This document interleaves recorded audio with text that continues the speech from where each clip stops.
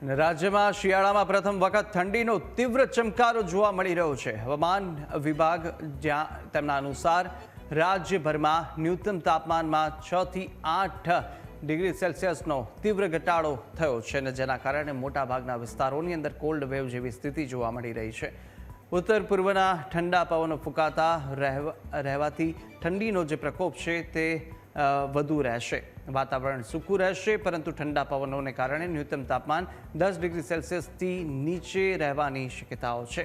આ તરફ તાપમાનમાં આગામી 2 થી 3 દિવસમાં 2 ડિગ્રી સેલ્સિયસ જેટલો ઘટાડો થઈ શકે છે, તો સાથે જ ત્યારબાદ સ્થિર વાતાવરણ જોવા મળશે અને રાજ્યમાં 10 ડિગ્રી સાથે નલિયા સૌથી ઠંડુગાર શહેર બન્યું છે।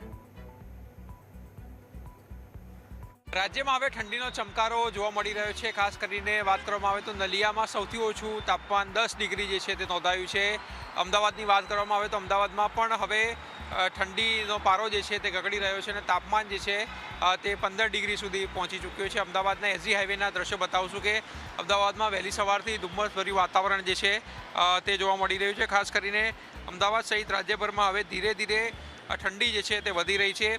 હવામાન વિભાગની આગાહીની વાત કરવામાં આવે તો આગામી 2 થી 3 દિવસમાં હજુ પણ ઠંડીનો પારો જે છે તે ગગડવાની સંભાવના જે છે તે વ્યક્ત કરવામાં આવી છે। નલિયાનું સૌથી ઓછું 10 ડિગ્રી જે છે તાપમાન નોંધાયું હતું, તો બીજી તરફ ગાંધીનગરમાં 15.5 અને અમદાવાદમાં 16.5 ડિગ્રી જે છે તે તાપમાન નોંધાયું છે। તો બીજી તરફ અમરેલીમાં પણ 15.4 ડિગ્રી તાપમાન જે છે તે જોવા મળ્યું છે, એટલે સૌથી ઓછું તાપમાન જે છે નલિયામાં નોંધાયું છે। તો બીજી તરફ અમદાવાદમાં પણ 16 ડિગ્રી તાપમાન નોંધાયું છે, એટલે અંદાજિત સમગ્ર રાજ્યનું તાપમાન જે છે તે 15 થી 17 ડિગ્રીની આસપાસ જે છે તે જોવા મળ્યું છે। એટલે રાજ્યમાં હવે ધીરે ધીરે ઠંડી જે છે તે વધી રહી છે અને ક્યાંક ને ક્યાંક અમદાવાદમાં AQI પણ જે છે તે વધ્યો છે।